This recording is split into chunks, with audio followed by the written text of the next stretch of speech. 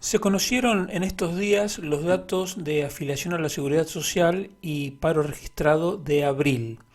Los datos que nos dicen, desde el punto de vista del empleo, más o menos lo mismo que nos vienen diciendo en los meses anteriores, aunque con algunos pequeños matices. El mensaje general es que el empleo sigue creciendo por encima de lo que sugiere el aumento del PIB y que por lo tanto la productividad, es decir, la producción por persona ocupada, seguiría en descenso, cosa que es muy preocupante. Porque como siempre te digo, la productividad es probablemente la variable más importante de todas. Lo que pasa es que como no hay una única forma de medirla y como no forma parte de las estadísticas oficiales, pasa un poco inadvertida, pero es la variable crucial. Si tú miras el crecimiento interanual del empleo, durante 13 trimestres o 14, no recuerdo exactamente, venía creciendo a un ritmo de entre 2,6 y 2,8%. En abril ese ritmo cayó a 2,4, pero en parte eso se debe a que abril del año pasado había sido demasiado fuerte, a su vez porque Semana Santa el año pasado cayó en abril y este año cayó en marzo. Entonces, el hecho de que el ritmo de aumento de la afiliación se haya desacelerado un poquito, no sabremos hasta el mes que viene si se debe al efecto base, porque como te acabo de decir, abril del año pasado fue fuerte y el crecimiento del empleo había sido del 3%, o si porque el empleo empieza a asemejarse un poco al ritmo del conjunto de la economía que ronde el 1,5 más o menos. El gobierno, por supuesto, lo que enfatizó es que estamos en un récord histórico de afiliaciones porque hay más de 21 millones de afiliaciones. Y presta atención a esta palabra, yo te estoy diciendo afiliaciones, y desde el punto de vista de las afiliaciones el gobierno tiene razón. Lo que pasa es que eso no significa personas afiliadas, porque si tú tienes dos trabajos de mediodía o estás afiliado como autónomo y también tienes un trabajo en relación de dependencia, cuentas dos veces. Y si tienes tres trabajos de 5 horas a la semana cada uno, pues cuentas tres veces. Entonces, si no sabemos cuántas son las personas afiliadas, no podemos determinar exactamente si se trata, por ejemplo, de un auge del pluriempleo, cosa que según la encuesta de población activa va aumentando, o si es efectivamente que se crea nuevo empleo. Esto tendría que ser fácil de comprobar, pero realmente estoy buscando y no es fácil encontrar el dato de personas afiliadas. Por eso estoy haciendo algunas consultas a ver si lo puedo encontrar y a partir de ahí hacer un nuevo análisis del mercado de trabajo y en su momento te lo contaré. Y además, en cualquier caso, las cifras de empleo están exageradas por el auge del absentismo. El absentismo es las faltas al trabajo en el horario habitual de trabajo. Y esto no tiene nada que ver, o digamos, no tiene exclusivamente que ver, por ejemplo, con las faltas injustificadas o con llegar tarde, etcétera, sino que si tú analizas los datos de la encuesta trimestral del coste laboral, te da que, por ejemplo, en los últimos 5 años, un 80% del absentismo se explica por el aumento de la incapacidad temporal, es decir, por enfermedad común, por accidente de trabajo, por accidentes fuera de la oficina o donde trabajes, etcétera. Y a su vez, cuando empiezas a mirar los datos de la seguridad social, te encuentras que las listas de espera quirúrgicas o las listas de espera para especialistas se han disparado con relación al 2022, donde ya habían crecido. Entonces, el absentismo, ¿qué implica? Que una persona que a lo mejor podría estar dada de alta en 2 meses, le dan el alta en 4 meses. Entonces, durante esos 2 meses está cobrando sin trabajar. Y no es culpa del empleado, porque simplemente no puede trabajar hasta que no le den el alta y el empresario tampoco lo llama para que trabaje a pesar de que ya está en condiciones, porque se está jugando que si esa persona sin el alta va a trabajar y tiene un accidente o cualquier problema, tienen un problema muy grave el empleador. Por lo tanto, la extensión, la prolongación de las listas de espera tiene mucho que ver con el aumento del absentismo. Además, aunque por ahora está teniendo un impacto menor, va a ir teniendo un impacto creciente el aumento de los permisos ya existentes y la creación de nuevos permisos remunerados y no remunerados por parte del gobierno. Por ejemplo, se creó un permiso no remunerado para cuidado de menores de hasta 8 semanas hasta que el menor cumpla 8 años. O sea que en promedio sería, por ejemplo, un permiso de una semana al año. Luego se extendieron permisos, por ejemplo, que el permiso de matrimonio se extendió para el registro de parejas de hecho y gradualmente va teniendo mayor importancia el aumento, la extensión del permiso de paternidad. El permiso de paternidad era de 15 días en 2007 y se fue ampliando progresivamente hasta llegar ahora a las 16 semanas, que es el mismo permiso que tienen las madres. Si ese impacto todavía no es mayor es porque cada vez nacen menos niños. Entonces todo esto conforma un número creciente de ocupados que no trabajan. Entonces, si tú tienes un empleado que tiene que ser operado y ya tiene que esperar a que lo operen y luego esperar en el posoperatorio y esperar la baja, tienes una persona que cuenta como ocupado aunque no trabaje a lo mejor durante un año. Pero la empresa, para reemplazar a esa persona, tiene que contratar a alguien. Entonces, este efecto del aumento de las listas de espera, sin ninguna duda, está impactando en el número de afiliaciones. Porque las empresas están contratando personal de reemplazo y entonces al gobierno le viene genial, porque muestra récord de ocupación, aunque el número total de horas trabajadas no aumenta. Y esto es lo que te explica que hay algo raro. Entonces hay muchos que interpretan que el empleo se reparte, como que todos trabajan un poco menos. Y eso no es correcto. Simplemente es que hay algunos que directamente no trabajan porque están de baja, están de permiso, están esperando que le den el alta. Y hay otros que trabajan porque los contratan para reemplazar los que están de baja. Y en cuanto al paro, es lo que te prometí, que te iba a actualizar todos los meses el dato del paro registrado, pero el más importante es el paro verdadero, es decir, el paro teniendo en cuenta todos los grupos que el gobierno cuenta aparte.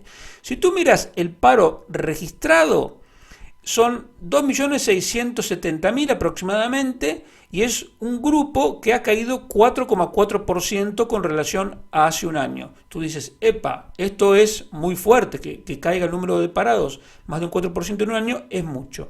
Lo que pasa es que el gobierno no está contando, en primer lugar, a los llamados parados con disponibilidad limitada, que son casi 360.000, y este es un grupo que ha crecido casi un 15% en el último año. Luego tienes otros 210.000 aproximadamente que se llaman otros no ocupados, que es un grupo que ha caído un 2%. También tienes las personas inertes, pero que son 10.000 personas, muy poquitas, y que además han caído un 34% en los últimos 12 meses. Pero la parte del león son los casi 600.000 parados, no parados, con relación laboral. Digo parados, no parados, porque así lo llama el gobierno, que es un nombre delirante. Y este grupo de parados con relación laboral, que es donde están metidos los fijos discontinuos inactivos, ha crecido un 19% en los últimos 12 meses.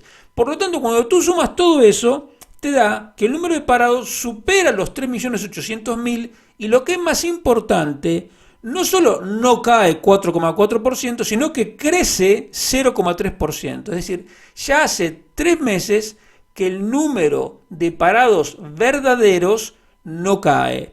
Y esto tiene mucho más sentido con cómo estamos viendo la economía, es decir, con una presión tributaria asfixiante, aumento de costes de todo tipo, un gobierno que insulta a los empresarios, con intervencionismo creciente, una inversión que cae, productividad también que cae, inflación todavía elevada, márgenes que se comprimen, etc. El segundo tema que te quería comentar tiene que ver con la OPA hostil del BBVA para comprar el banco de Sabadell.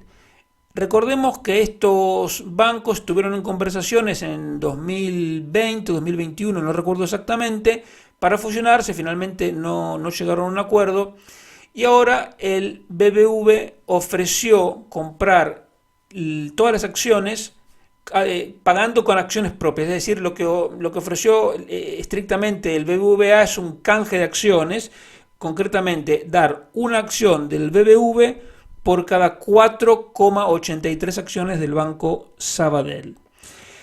Ese precio significa, esa oferta significa pagar una prima, es decir, un sobreprecio del 30% con relación a la cotización que tenía las acciones del Banco Sabadell el 29 de abril. Pero si tú tomas la cotización media ponderada de los 3 meses, es decir, febrero, marzo y abril, esa prima que está ofreciendo pagar el BBVA es del 50%. Por lo tanto, para los accionistas es un número muy importante, digamos, es un negocio, es una buena oportunidad. ¿Qué gana el BBV con esto? Que equilibra un poco el peso que tiene con otros mercados. El BBV tiene un peso muy importante en Turquía, también está presente en Argentina, en México, etcétera. Y entonces, haciéndose un poco más fuerte en España, es como que equilibra un poco tal vez el riesgo excesivo que tenga en mercados emergentes. Y además, comprando al Sabadell, se convierte en el segundo banco de España, cosa que es algo significativo. Se calcula que esto permitiría unos ahorros totales de costes de alrededor de 850 millones de euros anuales, cosa que es un montón de dinero, en parte porque habría que cerrar alrededor de 800 oficinas, que es decir, la mitad de las oficinas que tiene en España el Sabadell se cerrarían progresivamente y se despediría a 5.000 empleados, es decir, una tercera parte de los empleados que hoy tiene el Banco Sabadell. Por supuesto que no es que se concreta la fusión y el día siguiente el BBV esté enviando los telegramas de despido. No, esto, para empezar, todo el proceso de fusión, si llega a buen puerto, va a llevar todo lo que queda de 2024 y luego habrá que ir negociando con los sindicatos, ofreciendo salidas voluntarias, prejubilaciones, etcétera. O sea que es un proceso que va a llevar mucho tiempo, insisto, de llevarse a cabo. Como operación empresarial, yo no tengo elementos para decir que es buena o que es mala, que se justifica o no, porque, digamos, no tengo toda la información, pero si la gente del BBV ofrece esta cantidad de dinero y está lanzándose a hacer esto, me imagino que habrán sacado bien las cuentas. Yo desde un punto de vista de analista económico te digo que a mí la operación me gusta porque justamente estamos en un país donde la productividad está cayendo. Entonces, si dos entidades grandes suman sus fuerzas para ser más competitivos, pues a la economía en general le viene bien. Ahora, lo que me llamó la atención es que el gobierno haya salido en tromba a criticar esta operación empresarial y realmente es una muestra del grado de intervencionismo al que estamos llegando. Hay periódicos que han titulado que el BBV desafía al gobierno por presentar una OPA, pero ¿cómo desafío al gobierno? ¿Qué es el gobierno que es el dueño de todo y nosotros le tenemos que pedir permiso para todo? Digamos, en un país libre, este sería un tema estrictamente empresarial. Si las empresas respectivas se ponen de acuerdo, los accionistas se ponen de acuerdo, no habría nada que decir. Porque, ¿qué es? ¿Que acaso el BBV va a dejar de pagar impuestos? ¿Va a dejar de cumplir la ley? No. O, por ejemplo, el BBV, ¿para qué compra el Sabadell? ¿Porque no quiere dar más créditos? ¿Porque quiere perjudicar a los ahorristas? No, todo lo contrario. Entonces, ¿por qué tiene que opinar el gobierno? El gobierno opina porque estamos en un gobierno comunista y además porque también está muy extendida la idea de que hay que controlar el mercado para cuidar la competencia. Y tú fíjate que la doble vara de medir también se aplica en este caso porque nadie dijo nada cuando se fusionaron Bankia, que en ese momento era la cuarta entidad, con la Caixa, que era la número uno. O sea, esto del BBV con el Sabadell es perfectamente equiparable a la fusión que hubo entre la Caixa y Bankia. Lo que pasa es que la Caixa Bankia al gobierno le gustó y esto parece que no le gusta. Pero, digamos, nosotros como ciudadanos no tenemos que tener, insisto, ningún temor, porque yo creo que a la economía le viene bien. Pero te muestra, insisto, el retroceso de la libertad, porque esta operación el gobierno tiene capacidad de rechazarla. Porque hay una ley, la ley 10 del 2014, que le da al ministro de Economía la capacidad de autorizar o no una operación bancaria significativa. Es verdad que en teoría no lo hace solo, digamos, de manera arbitraria, sino que tiene que pedir informes al Banco de España, a la Comisión Nacional de Mercado de Valores, a la Dirección General de Seguros, etcétera. Digamos, no me gusta, me preocupa, insisto, que el grado de libertad de los empresarios para actuar haya retrocedido tanto y que parezca normal que un gobierno, que unos burócratas puedan aprobar o rechazar una operación en la que accionistas se pongan de acuerdo. Imagínate, tú eres un accionista del Sabadell, quieres venderle al BBV y viene el ministro de Economía o viene el presidente y te dice, no, mire, usted no va a poder vender nada porque yo le digo que no, porque a mí no me gusta. Eso, digamos, si ocurre en la Venezuela chavista, diríamos, bueno, es razonable, pero que ocurra en España, que se supone que es un país libre, eso me parece que no corresponde. Entonces, esa injerencia del gobierno en cuestiones empresariales no tiene nada que ver con la defensa de la competencia, sino que es un retroceso de la libertad y es más propio de un gobierno totalitario.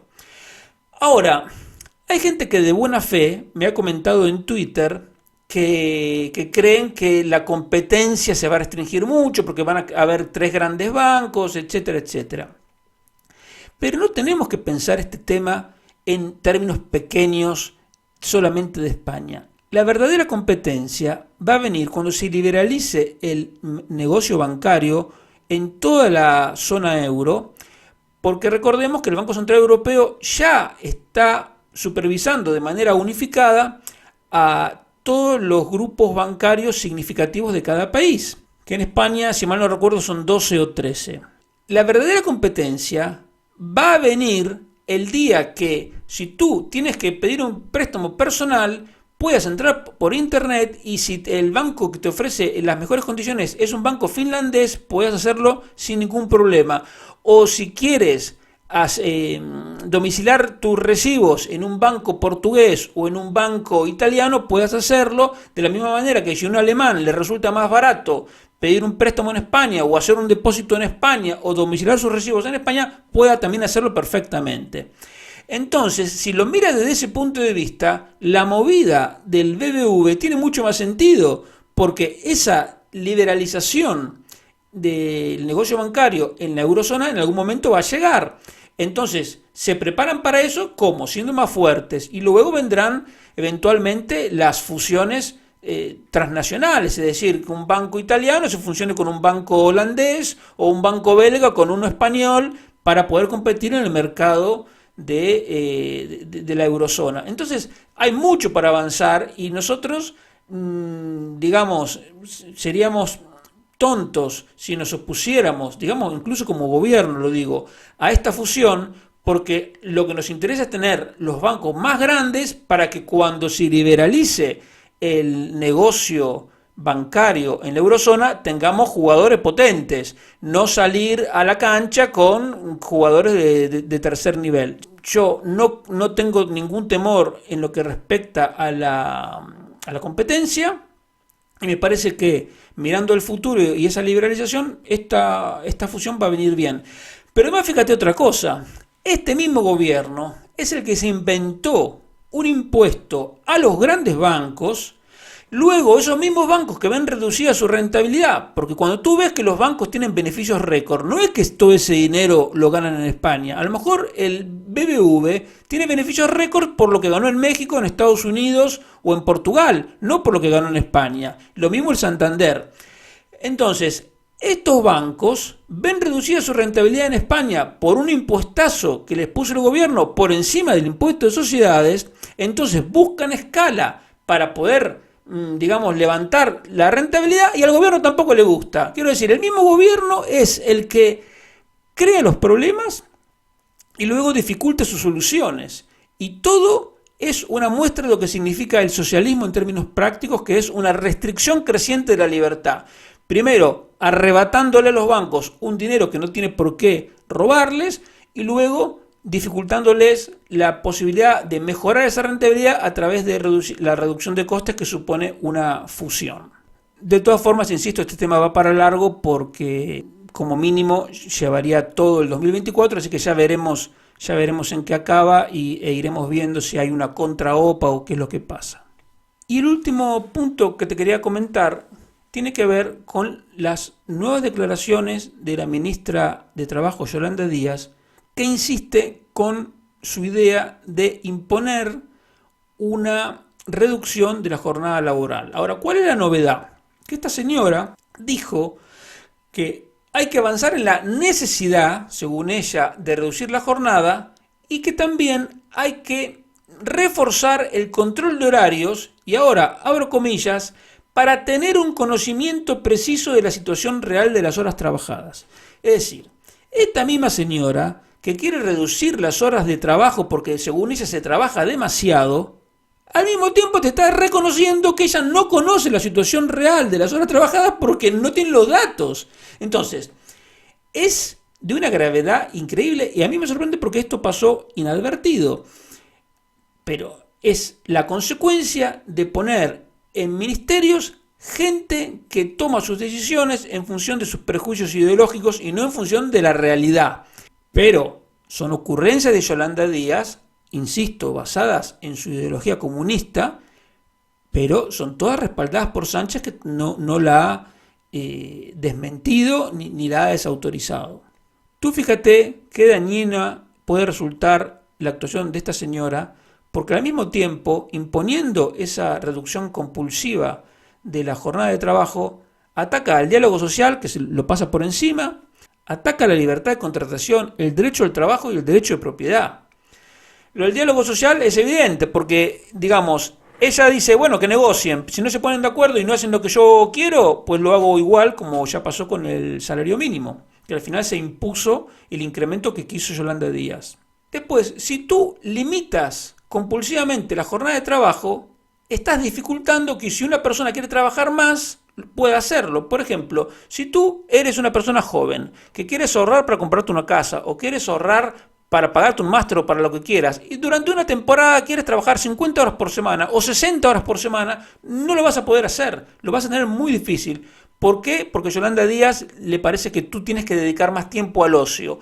¿Y quién es Yolanda Díaz para determinar qué tiempo de ocio o tiempo de trabajo tienes que tener tú? Tú tienes que hacer lo que tú quieras. Pero es que además la realidad laboral es mucho más compleja. Imagínate una persona que trabaja atendiendo clientes en el exterior que están con otros usos horarios. Entonces tú tienes que hablar con esa persona a las 9 de la mañana de la hora donde está tu cliente, pero resulta que a lo mejor aquí son las 5 de la mañana. O al revés, te puede pasar que una persona, un cliente del exterior te dice, no, llámame a las 5 de la tarde, y a lo mejor aquí son las 11 de la noche. Entonces, ¿cómo haces para controlar la jornada de esa persona? O si tú eres un periodista que hace entrevistas y te cita, tu entrevistado te cita el fin de semana, ¿cómo haces para controlar la jornada de trabajo de esa persona? Y si eres un informático que teletrabaja, ¿cómo haces? Entonces, Yolanda Díaz es comunista y ella cree que el trabajo se organiza todavía con la línea de montaje de Henry Ford que la ideó en 1913, pero la realidad es mucho más complicada de lo que esta señora cree. Y además, como es comunista, piensa que los empresarios siempre son explotadores y que el empleado es el pobrecito que hay que defenderlo y que hay que ayudarlo. Pero la realidad es que en el caso de España, todas las empresas se quejan porque no pueden conseguir el personal que necesitan. En el metro de Madrid, Open Bank ponía carteles ofreciendo 10.000 euros a quien le presentara un programador informático. ¿Tú crees que ese programador informático necesita la ayuda de Yolanda Díaz? En absoluto, pone las condiciones que quiere porque hay muy pocos programadores. De hecho, como digo, ofrecían 10.000 euros a quien les presentara uno. Entonces, la situación no es de un pobrecito empleado desamparado que hay que protegerlo y va a venir justo Yolanda Díaz. No es así. Y lo del derecho de propiedad, te lo digo porque Yolanda Díaz quiere reducir la jornada de trabajo, pero mantener los salarios igual. Entonces, si tú vas a cobrar lo mismo por trabajar menos, es que el coste por hora de tu trabajo te lo han incrementado. Pero eso quiere decir que le han robado al empleador, a la empresa, al empresario, una cantidad de dinero y te lo dan a ti. Digamos, eso es, a ti te puede convenir porque hoy eres el empleado y dices, bueno, genial, trabajo menos y cobro lo mismo. Pero ojo, porque un gobierno que se acostumbra a robarle a unos, luego le roba a otros y entonces ya no, digamos, lo tenemos que ver como un ataque a todos nosotros, seamos empleados o seamos empresarios, porque no, el gobierno no está para hacer esas medidas. Si ya hay un acuerdo de una jornada X de trabajo con un salario X, ¿por qué tiene que venir el gobierno a interferir en ese libre acuerdo? Por eso digo que también ataca la libertad de contratación. Y esto, como ya te conté, en Francia se probó de manera más razonable porque en Francia, cuando redujeron la jornada a 35 horas, redujeron las cotizaciones sociales, flexibilizaron la utilización de las horas extra, redujeron el IRPF sobre esas horas extra, se reducía el salario proporcionalmente a la reducción de horas. Entonces se hizo de manera más razonable. Y así todo, fue un fracaso. Y no te lo digo yo, lo dice un informe del Fondo Monetario Internacional que ya te expliqué. Por lo tanto, este tema de la jornada laboral, ¿cómo hay que verlo? Hay que verlo no como un intento por mejorar el mercado de trabajo de España, que es el peor de Europa, porque es el que tiene la tasa de paro más alta de Europa, sino simplemente como la ocurrencia de una ministra comunista que lo único que quiere es castigar a los empresarios porque los considera explotadores.